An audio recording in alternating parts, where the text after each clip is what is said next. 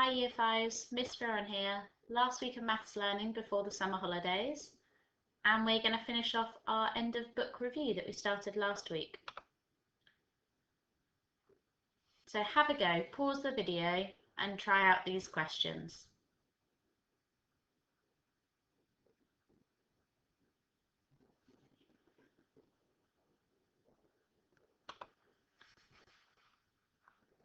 And here are the answers.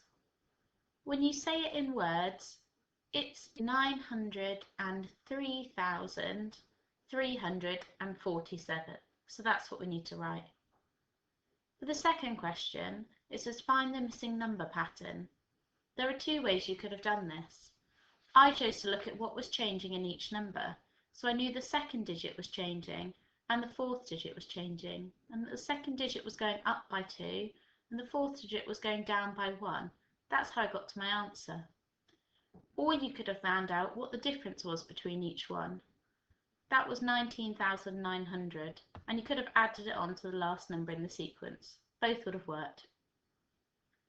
For question 13, if Holly buys 9 cartons of orange juice and each carton contains 850 mils, you needed to do 9 times 850. And for the final question, if a baker makes 115 tarts and he wants to put them into boxes, and each box can hold 6, we need to do 115 divided by 6. That gets us 19 remainder 1. The question asks, what's the least number of boxes he can make for all the tarts? He's going to need 20 boxes, even though one box is only going to have 1 tart in it.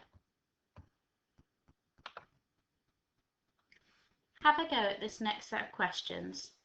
I've starred the middle two because they're harder, and you might need to think carefully. If you're not sure, obviously, I'll go through it on the next slide with you, and you can see if you can understand what I have done.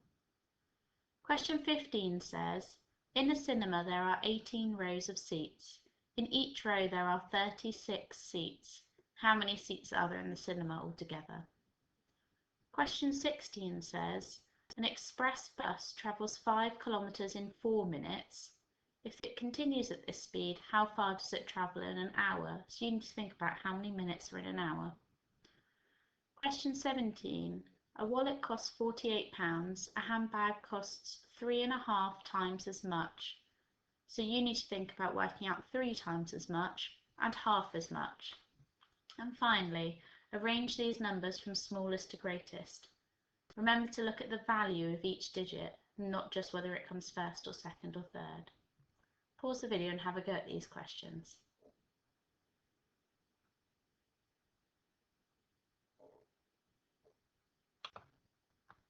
So for the first question, there were 18 rows and 36 seats. So I timesed 18 by 36. Remember that you need the 0 as the placeholder when you times by the 3, because it's actually 3 tens, not just 3. For the second question, you could have solved it like this. For every 4 minutes, it's 5 kilometres. So 8 minutes, it's 10 kilometres, and 12 minutes, it's 15 kilometres, all the way up to 60. But that would have taken you a long time. Or you could have said, how many 4s are there in 60? How many lots of 4 minutes in an hour? There are 15. So I must do 15 lots of 5 kilometres, which is 75 kilometres. For question 17, I thought about a wallet costing £48 and a handbag costing 3.5 times as much. So I did 3 lots of 48 and half of 48 and added them together to get my answer. And for the final question, be really careful because it uses all the same digits in different place values. The smallest number is 6.45, then 6.54, then 60.54, and then 64.5. Again, I've starred number 19 because it's slightly tricky. You might need to think carefully around it, and if you can't solve it, wait until the next page and see if you can understand my explanation. Elliot is thinking of a number with 4 digits. The number is 3.9 when rounded to the nearest tenth. What is the greatest possible number Elliot might be thinking of? I've laid it out like this for you to help remind you. 4 digits, and we're looking at the tenths column, and it's got to round to 3.9. Have a go. Question 20. What percentage of the flags are shaded? Remember the percentage question we had from last week with the children, and you had to find out who had the best score? We started off with a fraction and then turn that into a percentage. You need to do the same thing here. Pause the video and have a go at those questions.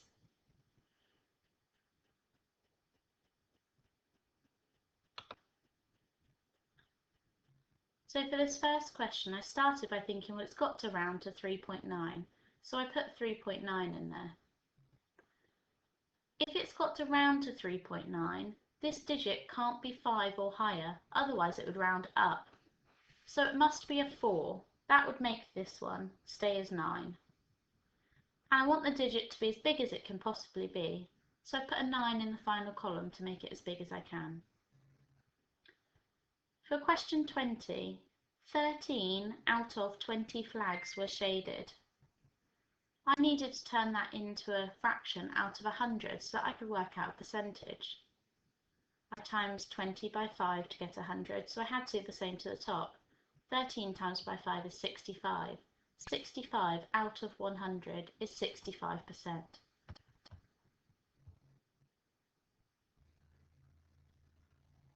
Question 23. You don't need to measure it.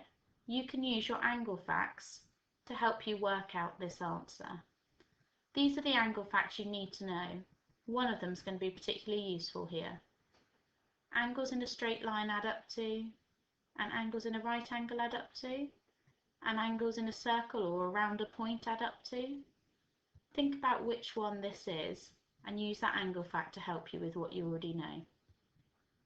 Question 24. If 5 bars of chocolate are identical, find the mass of each bar in kilograms. At the moment it's in grams, so you'll need to know how many grams are in a kilogram. Pause the video and have a go.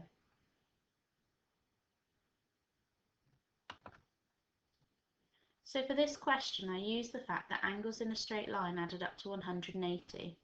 I knew I already had 79 and 23, so that was 102 degrees already. So I did 180 take away 102 and I had 78 left. That must mean that angle A is worth 78 degrees. For question 24, I split the total weight between the 5 bars of chocolate because they were identical, and I got 250 grams. But the question asked for your answer in kilograms. I knew 1,000 grams was 1 kilogram, so I divided my answer by 1,000 to get the number of kilograms. 0.25.